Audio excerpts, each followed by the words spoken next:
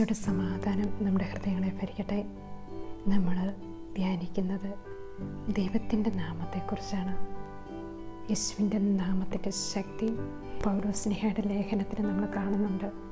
ഫിലിപ്പിയർക്ക് എഴുതിയ ലേഖനം 2-ാം അധ്യായത്തിൽ 6 തൊട്ട് 11 വരെയുള്ള വാക്യങ്ങളിൽ പൗലോസ്ലീഹയുടെ കീർത്തനം എന്നാണ് ആ വചനത്തെ വിളിക്കുക. അതിൽ പറയുകയാണ്, അവൻ ദൈവത്തിൻ്റെ രൂപത്തിലായിരുന്നുവെങ്കിലും അവൻ ദൈവവുമായുള്ള സമാനത നിലനിർത്തേണ്ട ഒരു കാര്യമായി പരിഗണിച്ചില്ല. തന്നെ ശൂന്യനാക്കിക്കൊണ്ട് ദാസൻ്റെ രൂപം സ്വീകരിച്ച് മനുഷ്യൻ്റെ സാദൃശ്യത്തിലായി തീർന്ന് ആകൃതിയിൽ മനുഷ്യനെ പോലെ കാണപ്പെട്ടു. മരണം വരെ, അതേ കുരിശ് മരണം വരെ അനുസരണമുള്ളവനായി തന്നെ താഴ്ത്തി. ആകയാൽ ദൈവം അവനെ അത്യധികം ഉയർത്തി എല്ലാ നാമങ്ങൾക്കും ഉപരിയായി നാമം നൽകുകയും ചെയ്തു. ഇത് യേശുവിൻ്റെ നാമത്തിൻ്റെ മുൻപിൽ സ്വർഗത്തിനും ഭൂമിയിലും പാതാളത്തിനുമുള്ള സകലരും മുട്ടുകൾ മടക്കുന്നതിനും യേശുക്രിസ്തു കർത്താവാണെന്ന് പിതാവായ ദൈവത്തിൻ്റെ മഹത്വത്തിനായി എല്ലാ നാവുകളും ഏറ്റുപറയുന്നതിന് വേണ്ടിയാണ്. ഈശോയുടെ നാമത്തിൻ്റെ ശക്തി, ഈശോയുടെ ആ പീഡാസഹനത്തെക്കുറിച്ചും മനുഷ്യാവതാരത്തെക്കുറിച്ചും പൗലോസ്ലീഹ പാടുകയാണ്. ഏറ്റവും ശക്തിയുള്ള ഒരു വചനമാണിത്. നമ്മുടെ ജീവിതത്തിലും ഈ വചനം വളരെയേറെ പ്രാവർത്തികമാണ്. കാരണം ചില അവസരങ്ങളിൽ നമ്മൾ അസ്വസ്ഥരാകുമ്പോൾ, തിന്മയുടെ ശക്തി നമ്മളെ കീഴ്പ്പെടുത്താൻ വരുമ്പോൾ, കർത്താവിൻ്റെ മുമ്പിൽ പരിപൂർണമായിട്ട് നമ്മൾ കുമ്പിട്ടുകൊണ്ട് ഈ വചനങ്ങൾ നമ്മൾ ഏറ്റുചൊല്ലുകയാണെങ്കിൽ നമുക്ക് മനസ്സിലാക്കാൻ സാധിക്കും. നമ്മൾ ഒത്തിരി സ്വതന്ത്രരാകുന്നതായിട്ട് നമുക്ക് മനസ്സിലാക്കാൻ സാധിക്കും. അതാണ് ഈശോയുടെ നാമത്തിൻ്റെ ശക്തി.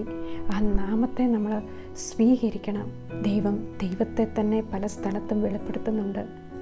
ഈ ദൈവത്തെ തന്നെയാണ് പുറപ്പാടിൻ്റെ പുസ്തകത്തിൽ നമ്മൾ കാണുന്നത്. മോശ ദൈവത്തോട് ചോദിക്കുന്നുണ്ട്, ഇസ്രായേൽ ജനത്തിൻ്റെ അടുത്ത് ചെല്ലുമ്പോൾ അങ്ങ് ആരാണ് എന്ന് ചോദിച്ചാൽ ഞാൻ എന്താണ് അവർക്ക് മറുപടി കൊടുക്കുക? ഞാൻ തന്നെ, ഞാനാകുന്നവൻ എന്നെ നിങ്ങളുടെ അടുത്തേക്ക് അയച്ചിരിക്കുന്നു എന്നാണ് ദൈവത്തെ തന്നെ വെളിപ്പെടുത്തുക. കാരണം ദൈവം അത്രയും ശക്തിയാണ്, ദൈവം അസഹിഷ്ണുവാണ്. ഈ നാമം തന്നെയാണ് ഈശോയും പറയുക, ഞാൻ തന്നെ എന്ന് നിങ്ങൾ വിശ്വസിക്കുന്നില്ല എങ്കിൽ നിങ്ങൾ നിങ്ങളുടെ പാപത്തിൽ മരിക്കും. അതേ ദൈവം തന്നെയാണ് പുതിയ നിയമത്തിൽ നമ്മൾ കാണുന്ന യോഹന്നാൻ്റെ സുവിശേഷത്തിലൂടെ ഞാൻ തന്നെ എന്ന് നിങ്ങൾ വിശ്വസിക്കുന്നില്ല എങ്കിൽ ഈശോ പല സ്ഥലത്തും സ്വയം വെളിപ്പെടുത്തുന്നുണ്ട്. അവിടുത്തെ ആരും സ്വീകരിക്കുന്നില്ല. തന്നെ സ്വീകരിച്ചവർക്കും തൻ്റെ നാമത്തിൽ വിശ്വസിച്ചവർക്കും ദൈവമക്കളാകാൻ അവിടുന്ന് കഴിവ് നൽകിയ ഈശോയുടെ നാമത്തിൽ വിശ്വസിക്കണം. ആ നാമത്തിൻ്റെ ശക്തി അപ്പസ്തോല പ്രവർത്തനം വായിച്ചാൽ നമുക്ക് ഒത്തിരി സ്ഥലത്ത് മനസ്സിലാക്കാൻ സാധിക്കും. ദൈവത്തിൻ്റെ നാമത്തിലാണ് അത്ഭുതങ്ങളും അടയാളങ്ങളും നടക്കുക.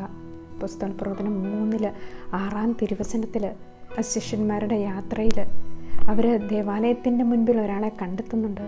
ഭിക്ഷ യാചിക്കുമ്പോൾ ശിഷ്യന്മാർ പറയുകയാണ്, ഞങ്ങളുടെ കയ്യിൽ ഒന്നുമില്ല, കർത്താവായ യേശുവിൻ്റെ നാമത്തിൽ എഴുന്നേറ്റ് നടക്കുക, കർത്താവിൻ്റെ നാമത്തിൽ എഴുന്നേറ്റ് നടക്കുക എന്നാണ് ശിഷ്യന്മാർ ആ യാചകനോട് പറയുക. അവർ യേശുവിൻ്റെ നാമത്തിൽ അത്ഭുതങ്ങളും അടയാളങ്ങളും പ്രവർത്തിക്കുന്നു.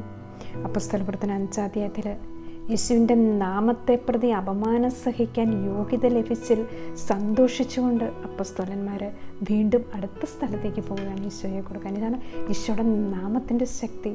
സുഭാഷിതത്തിൻ്റെ പുസ്തകം 18-ാം അധ്യായം 10-ാം തിരുവചനത്തിൽ നമ്മൾ വായിക്കുന്നുണ്ട്, കർത്താവിൻ്റെ നാമം ബലിഷ്ഠമായൊരു ഗോപുരമാണ്, നീതിമാൻ അതിൽ കയറി സുരക്ഷിതനായി വസിക്കുന്നു. ആ യേശുവിൻ്റെ നാമത്തിലാണ് നീതിമാന്മാർ അഭിമാനം കൊള്ളുന്നത്, നീതിമാന്മാർ വസിക്കുന്നത് ആ ദൈവത്തിൻ്റെ നാമം സ്വീകരിച്ചുകൊണ്ടാണ്. കർത്താവിൻ്റെ നാമം ബലിഷ്ഠമായൊരു ഗോപുരമാണ്. കാരണം നമുക്കെല്ലാം വസിക്കാനായിട്ട് സങ്കീർത്തനം 91 നമ്മൾ വായിക്കുന്നുണ്ട്. നമ്മളെല്ലാവരും സങ്കീർത്തനം 91 കൂടുതലും ചെല്ലുന്നവരാണ്. സങ്കീർത്തനം 91:14 പറയുവാണ്, അവൻ എൻ്റെ നാമം അറിയുന്നത് കൊണ്ട് ഞാൻ അവനെ സംരക്ഷിക്കും. ദൈവത്തിൻ്റെ നാമം അറിയുന്നത് കൊണ്ട്. നിയമാവർത്തനം 28-10 തിരുവചനത്തിൽ പറയുകയാണ്, കർത്താവിൻ്റെ നാമം വഹിക്കുന്നത് കാണുമ്പോൾ ഭൂമിയിലുള്ള സകല മനുഷ്യരും നിങ്ങളെ ഭയപ്പെടും. കണ്ടോ, യേശുവിൻ്റെ നാമം വഹിക്കുന്നത് കാണുമ്പോൾ ഭൂമിയിലുള്ള സകലരും ഭയപ്പെടുകയാണ്. അതാണ് യേശുവിൻ്റെ നാമത്തിലാണ് അത്ഭുതങ്ങളും അടയാളങ്ങളും പിശാചുകളും വിട്ടു പോകുന്നത്. യേശുവിൻ്റെ നാമം എടുക്കുമ്പോഴാണ്.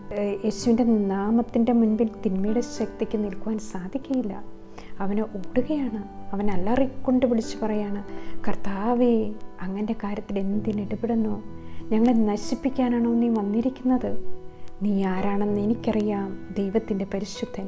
യേശുവിൻ്റെ നാമത്തെ ആദ്യം തിരിച്ചറിയുന്നത് പിശാചുക്കളാണ്.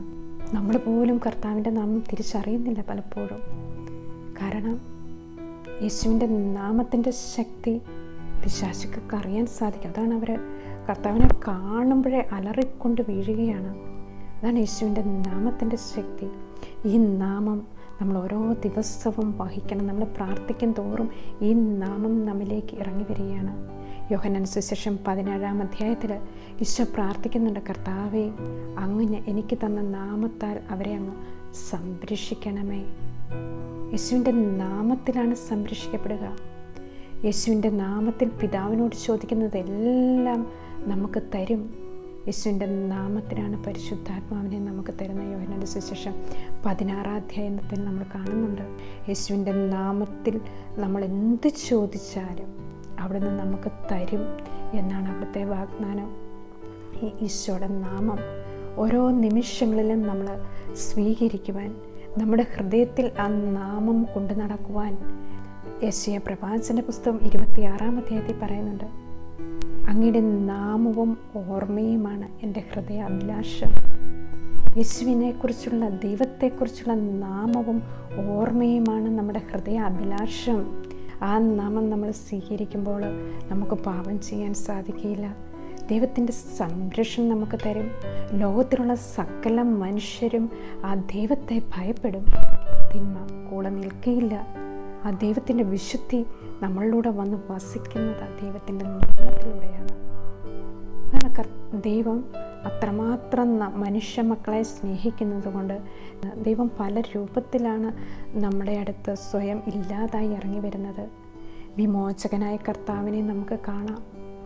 ഒന്നുമില്ലായ്മയിൽ നിന്നും സകലതും സൃഷ്ടിച്ച ദൈവത്തെ നമുക്ക് കാണാൻ സാധിക്കും. അതുപോലെ തന്നെ പെറ്റമ്മയെക്കാളും നമ്മളെ സ്നേഹിക്കുന്ന ഒരു മാതൃസ്നേഹത്തിൻ്റെ അടയാളമായി ദൈവം നമ്മുടെ അടുത്ത് വരുന്നുണ്ട്. യെശയ്യാ 54:10 പറയാണ്, എനിക്ക് നിന്നോടുള്ള സ്നേഹം അനന്തമാണ്, നിന്നോടുള്ള വിശ്വസ്തത അചഞ്ചലവുമാണ്. പിതാവിൻ്റെ രൂപത്തിൽ നമുക്ക് ദൈവത്തെ ദർശിക്കാൻ സാധിക്കും. അതാണ് ഈശോ വെളിപ്പെടുത്തുന്നത്. സ്വർഗ്ഗസ്ഥനായ ഞങ്ങളുടെ പിതാവേ എന്നും പറഞ്ഞാണ് യേശു നമുക്ക് ദൈവത്തെ വെളിപ്പെടുത്തി തരുന്നത്. റോമാക്കാർക്ക് എഴുതിയ ലേഖനം 8-ാം അധ്യായം 15-ാം തിരുവചനത്തിൽ ആബാ പിതാവേ എന്ന് നമ്മളെ വിളിക്കാൻ ദൈവം പഠിപ്പിക്കുകയാണ്. നമ്മളെ ആടുകളുടെ ഇടയനായിട്ടുള്ള രൂപത്തിൽ ദൈവം നമ്മുടെ മുൻപിൽ വരുന്നു. മനുഷ്യനെ സ്വീകരിക്കാൻ വേണ്ടി മുന്തിരിച്ചെടിയും ശാഖകളുമായിട്ട് ഒരു കർഷകൻ്റെ രൂപത്തിൽ ദൈവം നമ്മുടെ അടുത്ത് എത്തുന്നുണ്ട്. നമുക്ക് ഏത് തരത്തിൽ ദൈവത്തെ മനസ്സിലാക്കാൻ സാധിക്കുന്നുവോ ആ രൂപത്തിലെല്ലാം എല്ലാ തരത്തിലും കർത്താവ് നമ്മുടെ മുൻപിൽ എത്തുകയാണ്. ഈ കർത്താവിൻ്റെ നാമം ഓരോ സമയങ്ങളിലും നമ്മൾ മഹത്വപ്പെടുത്തണം. ഈ നാമം ആരാധിക്കപ്പെടണം. ഈ നാമം സ്തുതിക്കപ്പെടണം. അപ്പോസ്തല പ്രവർത്തനം 4:12 തിരുവചനത്തിൽ പറയാണ്, ആകാശത്തിൻ്റെ കീഴെ മനുഷ്യരുടെ രക്ഷയ്ക്ക് വേണ്ടി യേശുവിൻ്റെ നാമമല്ലാതെ മറ്റൊരു നാമവും നൽകപ്പെട്ടിട്ടില്ല. ആകാശത്തിന് കീഴെ മനുഷ്യരക്ഷയ്ക്കായി യേശുവിൻ്റെ നാമമല്ലാതെ മറ്റൊരു നാമവും നൽകപ്പെട്ടിട്ടില്ല. യേശുവിൻ്റെ നാമമാണെല്ലാം. ഈശോദാ പറയുന്ന വഴി, സത്യം, ജീവനും ഞാനാണ്. എന്നിലൂടെ അല്ലാതെ ആരും പിതാവിൻ്റെ അടുത്തേക്ക് പോകുന്നില്ല. ഈശോയിലൂടെയാണ് എല്ലാം. ഈശോയുടെ നാമത്തിലൂടെയാണ് എല്ലാം. ആ നാമത്തെ നമ്മുടെ ഹൃദയത്തിൽ വഹിച്ചുകൊണ്ട് നടക്കുവാൻ, നമ്മുടെ ജീവിതത്തിൽ ആ ഈശോയുടെ നാമത്തിന് 1-ാം സ്ഥാനം കൊടുക്കുവാൻ, അതാണ് കർത്താവ് 10 പ്രമാണങ്ങൾ നൽകി നമുക്ക്. ഈ 10 പ്രമാണങ്ങളിൽ ഏറ്റവും പ്രധാനപ്പെട്ട കൽപ്പന ആയിട്ട് ദൈവം നമുക്ക് തന്നത് എന്താണ്? ഏറ്റവും പ്രധാനപ്പെട്ട കൽപ്പനയാണ് 1-ാമത്തെ പ്രമാണം. നിൻ്റെ ദൈവമായ കർത്താവ് ഞാനാകുന്നു, ഞാനല്ലാതെ മറ്റൊരു ദൈവം നിനക്കുണ്ടാകരുത്. നിൻ്റെ ദൈവമായ കർത്താവിനെ നീ പൂർണ്ണ ഹൃദയത്തോടും പൂർണ്ണ മനസ്സോടും പൂർണ്ണ ശക്തിയോടും പൂർണ്ണ ആത്മാവോടും കൂടി സ്നേഹിക്കുക. ഇതാണ് പ്രഥമവും പ്രധാനവുമായ കൽപ്പന. ഈ കൽപ്പനയാണ് ഏറ്റവും പ്രഥമവും പ്രധാനവുമായ കൽപ്പന. നിൻ്റെ ദൈവമായ കർത്താവ് ഞാനാകുന്നു. ഞാൻ തന്നെ എന്നുള്ള ആ ദൈവത്തിൻ്റെ പൂർണ്ണ രൂപമാണ് കർത്താവ് നമുക്ക് ആ കൽപ്പനയിലൂടെ തരിക. നമ്മൾ ഏറ്റവും പ്രാധാന്യം കൊടുക്കേണ്ടത് ആ ഒന്നാമത്തെ കൽപ്പനയ്ക്കാണ്, ഒന്നാമത്തെ പ്രമാണത്തിനാണ്. യേശുവിൻ്റെ നാമം നമുക്കെപ്പോഴും ഹൃദയത്തിൽ ഉരുവിടാൻ പറ്റിയത് ഈശോ ജീവനുള്ള ദൈവത്തിൻ്റെ പുത്രനായ ക്രിസ്തുവാണ്. ഈശോ ജീവനുള്ള ദൈവത്തിൻ്റെ പുത്രനായ ക്രിസ്തുവാണ്. ഈശോ ജീവനുള്ള ദൈവത്തിൻ്റെ പുത്രനായ ക്രിസ്തുവാണ്.